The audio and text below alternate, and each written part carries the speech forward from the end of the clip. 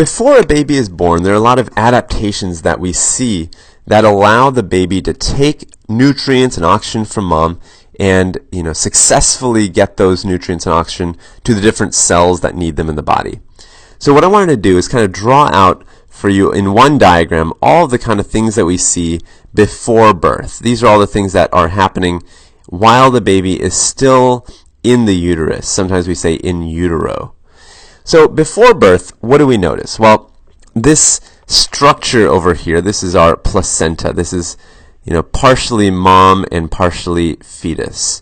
So the placenta has mom's blood kind of pooling in this area, and the baby actually sticks its little capillaries inside of that pool of blood. And you can see that the purplish blood is kind of going in and the reddish blood is coming out.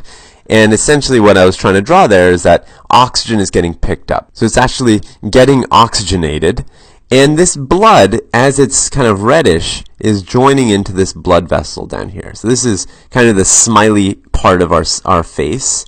And this is our umbilical vein. So our umbilical vein is actually going to carry oxygen blood back towards the liver area. So let me actually just jot that name down, umbilical vein. And this is actually the first of the adaptations I was talking about. So I'm going to make a little list of adaptations over here on the side, just so we can keep track of what they are. Adaptations. And the first one will be the umbilical vein. So once the blood goes into the umbilical vein, it has kind of a branch point. You can see that it can either go to the right or the left. And if it goes to the left, it's going to enter the liver. So if it goes kind of this way, it's going to enter the liver, and it's going to take a while for that blood to come out on the other side because it has to go through all the little capillaries in the liver and then emerge on the other side. But there is a shortcut. So the shortcut, let me just circle it here. The shortcut is actually going to be right here. So let me just make sure it's very clear what that shortcut is. This is called our ductus venosus. Ductus venosus. And the ductus venosus is basically going to allow blood to go from the umbilical vein through it. So it's like a little tube. So it is just like any other blood vessel. It's going to go through it. And on the other side, it hits and meets up with our inferior vena cava. So this is our inferior vena cava. I'll write IVC just for short. And the IVC, or the inferior vena cava, is a large vein picking up blood from the right leg and also from the left leg. So this is our left leg down here. So the inferior vena cava meets up with the blood coming from the umbilical vein, which is very oxygenated. And so this blood I'm going to draw is kind of purplish now because it's kind of got some oxygen, but it's not as rich as what was coming out initially from the umbilical vein because it mixed in with the IVC. And that blood dumps into the right atrium. So this is our right atrium on this side. And simultaneously, you actually have blood from the superior vena cava, or SVC. This is our head and arm region, draining down this way, and this blood also kind of ends up in the right atrium. So you've got this blood kind of mixing, and now I'm going to draw it as kind of a deeper purple because it's mixed up blood. Now, the second adaptation then, let me just make sure I don't skip out on these. This is the first one. The second one would be the ductus venosus that I wrote out, which is, as I said, kind of a shortcut from the umbilical vein over to the inferior vena cava. Now, the blood is in the right atrium, so it has a couple of options. First, it could simply go down into the right ventricle, and some of the blood does that. It just goes right down into the right ventricle. And if it goes into the right ventricle, it's going to get squeezed, and once it gets squeezed, it goes into the pulmonary artery. This is my pulmonary artery over here.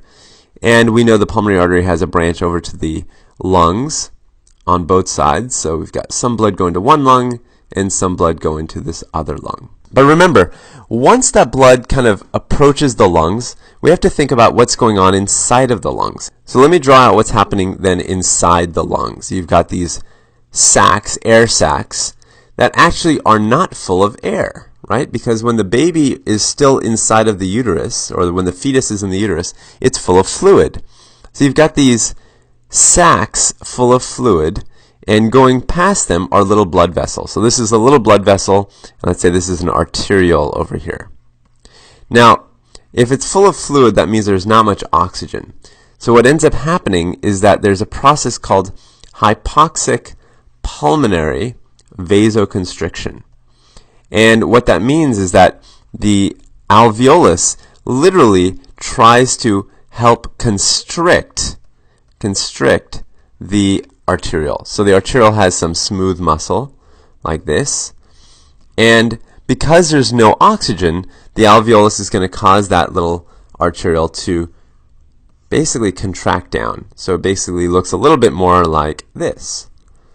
And when it looks like that, what we've essentially done is increase the resistance of that arteriole. And if this is happening millions of times in millions and millions of alveoli, then the entire lung is going to have a lot of resistance. A lot of resistance in the lung at this point. So if that's the case, if there's a lot of resistance, then a few things we have to kind of deduce from that. The first is that if there's a lot of resistance, then the pressure in the pulmonary artery, remember this is our pulmonary artery right here, these two, I'll actually draw a little arrow to both of them. The pressure in the pulmonary artery is going to go very high. So these pressures are going to be high. And that's simply because you've got a lot of resistance that you have to try to fight against. So they have a lot of pressure. And if there's a lot of pressure in the pulmonary artery, just think back and think, well, where did that pulmonary artery come from? It came from the right ventricle. So for there to be forward flow of blood, you better have a lot of pressure in the right ventricle. And then I could take the argument back and say, well, if you have a lot of pressure in the right ventricle, then you must have a lot of pressure in the right atrium. So you have a lot of pressure basically on the right side of the heart because of the fact that you've got a lot of resistance in the lungs. So these pressures, especially the right atrial pressure, starts getting so high that it starts getting higher than the pressure in the left atrium. And so you get a little bit of blood flow that starts going from the right atrium across that foramen ovale that allows, right here, that allows blood to actually go across it. So this is our foramen ovale. Foramen ovale allows blood to go from one atrium over to the other. And since blood can now go across, you're going to see some of the blood continue down into the right ventricle, but some of the blood will also kind of go across into here. And that's actually quite useful because at the same time that you have blood going across, you actually don't have too much blood coming back through the pulmonary veins. And the reason for that, again, is because it's hard to get blood flow through the lungs because there's so much resistance there. So you have a little bit of blood kind of coming in through the pulmonary veins, and you get some blood coming from the right atrium. Now from the left atrium, blood is going to go down into the left ventricle, and it's going to get squeezed around into the aorta. So now you get blood in the aorta that gets squeezed there, or sent there, from the aorta, or from the left ventricle. I apologize. So the left ventricle is squeezing blood down into the aorta, and the aorta is distributing blood all the way down. Now before I finish off showing you where the aortic blood goes, let's actually make sure I don't forget my list. Over here, my third adaptation then should be the foramen ovale. Foramen ovale, sending blood from the right atrium to the left atrium.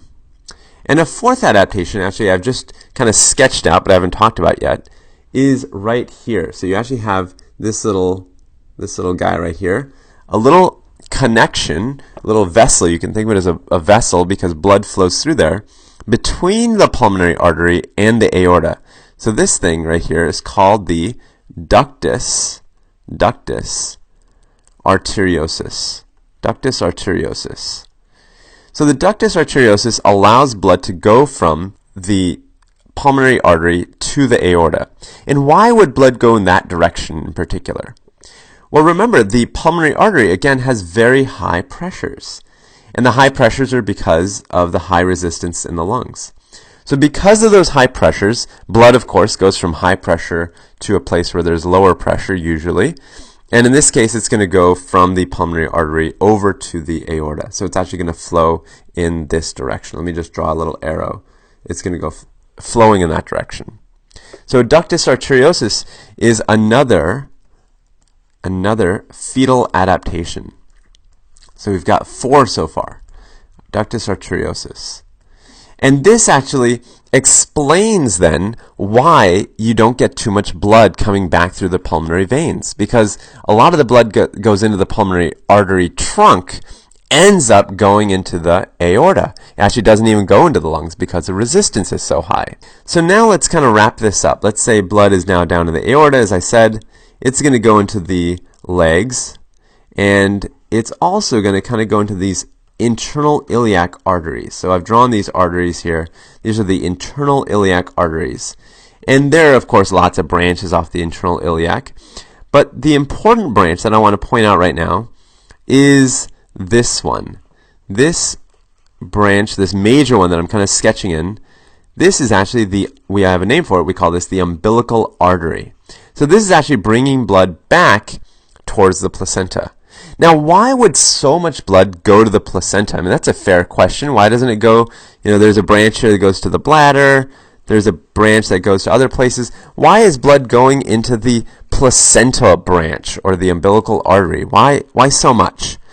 Well, it turns out that the placenta, and this is very clever, actually has a very low resistance. Very low resistance. So just as the lungs have a high resistance, and they're kind of making blood divert away from them, the placenta has a low resistance, and it makes blood divert towards it. So you can see now that this is a really ingenious kind of system. We have these 5 adaptations: the umbilical vein, the umbilical artery now, we have the ductus venosus, and we have the foramen ovale, and the ductus arteriosus. I don't want to miss out on any of them. So we have 5 important adaptations here, and this is how blood flows in the fetus.